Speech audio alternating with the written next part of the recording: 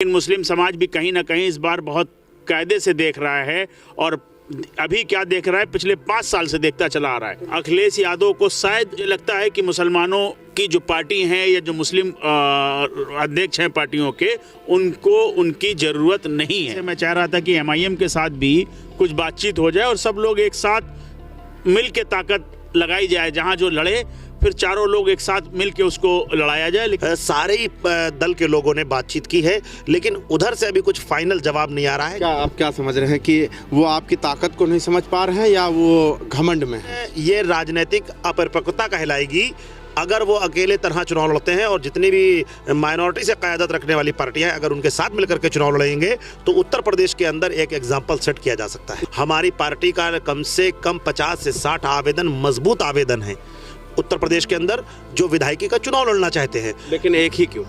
बात मैं आपको इसी बात पे क्लियर करना चाहता हूं, क्योंकि मेरा मिशन है कि जो ये फिरका परस्त ताकतें हैं, भारतीय जनता पार्टी की जो नीतियां हैं, इस वजह से कोई हमें B party Bharatiya Janata party की न कहे।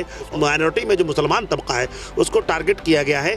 तो हमारा मिशन ये है कि हमारा वोटों का बंटवारा ज़्यादा ना हो, कोई हमारे ऊपर ये इल्ज़ाम न लगाए कि हम वोट कटवाएं। इस वजह से जहां पर हम मजबूती के साथ चुनाव लड़ सकते हैं उसी खाली वाही सीट पर लड़ेंगे। हमारे खास प्रोग्राम जनता का हिंद में आपका स्वागत है। मेरा नाम मोहम्मद ज़ैफ़ है। 24 तक न्यूज़ इस वक्त ज़िला उन्नाव में है और विधानसभा की बात किया जाए तो बांगरमऊ है। हमारे साथ इस वक्त जो मौजूद हैं खास मुलाकात में, यानी वो नागरिक एकता पार्टी के राष्ट्रीय अध्यक्ष समीम खान हैं। समीम जी, सबसे पहले तो स्वागत है। शुक्रिया, बहुत बहुत शुक्रिया।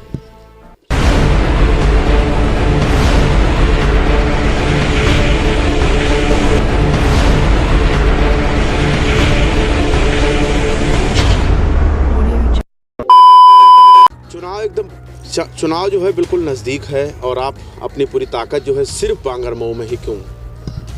देखिए, ऐसा है, जो इस टाइम हालात हैं और जो लड़ाई है, अगर आज की तारीख में अगर आप देखिए तो लड़ाई इस वक्त जो है, मुझे लगता है समाजवादी पार्टी और भाजपा में लड़ाई है।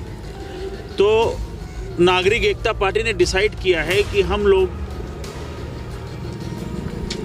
बाकी विधानसभाओं में ना खड़ा करके सिर्फ और सिर्फ बांगरमऊ में अपनी ताकत को झोंका जाए।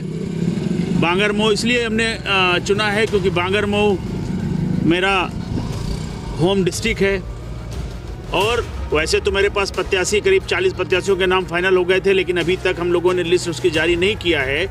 जारी ना करने की एक ही वजह है कि काफ़ी जिद्दोजहद आपस में मीटिंगें चल रही हैं कि हम लोग क्या डिसीजन लिया जाए और किस तरीके के फैसले लिए जाएं। क्या सिर्फ बांगरमऊ खाली लड़ाया जाए या जो भी 40 जगह से आवेदन आए हैं, जो खास हमारे जो अपने पार्टी के लोग हैं जो लड़ना चाह रहे हैं, उनको दिया जाए। तो 1 से 2 दिन में इस चीज़ का जो है हम लोग फाइनल कर लेंगे। लेकिन मेरी अपनी राय जो है, हमारे साथियों के साथ में बैठक होने के बाद में ये फाइनल होगा कि क्या करना है। लेकिन ये तो सच है कि बांगरमऊ 100% चुनाव लड़ेगी पार्टी। समीम खान, सारी पार्टी के अगर पार्टियों की बात किया जाए, सारी पार्टियां जो हैं एक दूसरे से गठबंधन करती हुई नज़र आ रही हैं।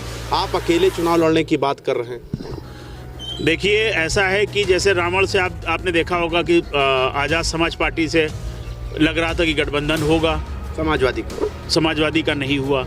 इसी तरीके की तमाम पार्टियां हैं, चाहे वो MIM हो, चाहे आपका पीस पार्टी हो, उलेमा काउंसिल हो या नागरिक एकता पार्टी हो। अखिलेश यादव को शायद मुझे लगता है कि मुसलमानों की जो पार्टी हैं या जो मुस्लिम अध्यक्ष हैं पार्टियों के, उनको उनकी ज़रूरत नहीं है। उनको लगता है कि शायद हम बगैर गठबंधन किए ही जो है इनसे हम मुस्लिम समाज का वोट ले लेंगे। लेकिन मुस्लिम समाज भी कहीं ना कहीं इस बार बहुत कायदे से देख रहा है और अभी क्या देख रहा है, पिछले 5 साल से देखता चला आ रहा है। हमारे साथ नागरिक एकता पार्टी के प्रदेश अध्यक्ष शेख ताहिर सिद्दीकी मौजूद हैं। सिद्दीकी जी, आखिर क्यों आपकी सहमति नहीं बन पा रही है मजलिस से या पीस पार्टी से? आपकी सहमति क्यों नहीं बन पा रही है? तो पीस पार्टी और उलेमा काउंसिल और नागरिक एकता पार्टी का जो है तो UDI बनाया गया था, यूनाइटेड डेमोक्रेटिक फ्रंट बनाया गया है, वो ऑलरेडी तो है ही है। लेकिन मजलिस के लोगों से बात की जा रही है और मैं तो यही कह सकता हूँ कि अगर फ़िरका परस्त ताकतों को हराना है और अपनी क़यादत को मजबूत करना है तो अपने माइनॉरिटी से जो है ताल्लुक़ रखने वाली जितनी भी पार्टियां हैं, सबको एक प्लेटफॉर्म पे आना चाहिए। और जहाँ तक ओवैसी साहब की बात है, ओवैसी साहब एक कद्दावर लीडर है और उनसे सारे ही दल के लोगों ने बातचीत की है, लेकिन उधर से अभी कुछ फाइनल जवाब नहीं आ रहा है। जिस दिन इंशाल्लाह फाइनल जवाब आ जाएगा, सब लोग मिलकर ही चुनाव लड़ेंगे। तो हमारा मिशन ये है कि हमारा वोटों का बंटवारा ज़्यादा ना हो, इस वजह से कोई हमें B party Bharatiya Janata party की न कहे और कोई हमारे ऊपर ये इल्ज़ाम न लगाए कि हम वोट कटवाएं।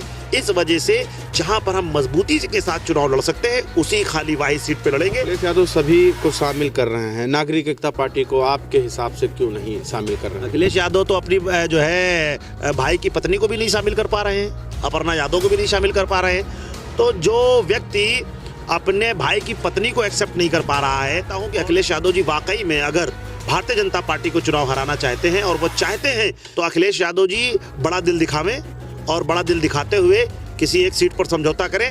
नागरिक एकता पार्टी के लिए बांगरमो अगर सीट छोड़ दें तो मैं 402 विधानसभा सीटों पे हम उनका खुद समर्थन कर देंगे। हमारा संविधान इस बात की अधिकार देता है कि आप पार्टी बनाइए, चुनाव लड़िए, हमारा चुनाव लड़ना अधिकार है। तो बी पार्टी, ये सब डरपोक लोग कहते हैं, इनको डर है।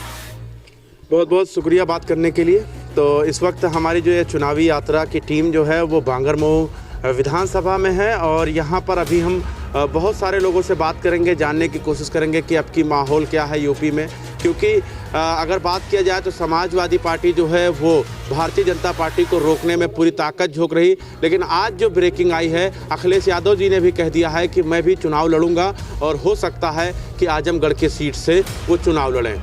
जुड़े रहे, देखते रहें 24 तक न्यूज़। कैमरामैन चांद के साथ मैं मोहम्मद ज़ैफ, लखनऊ।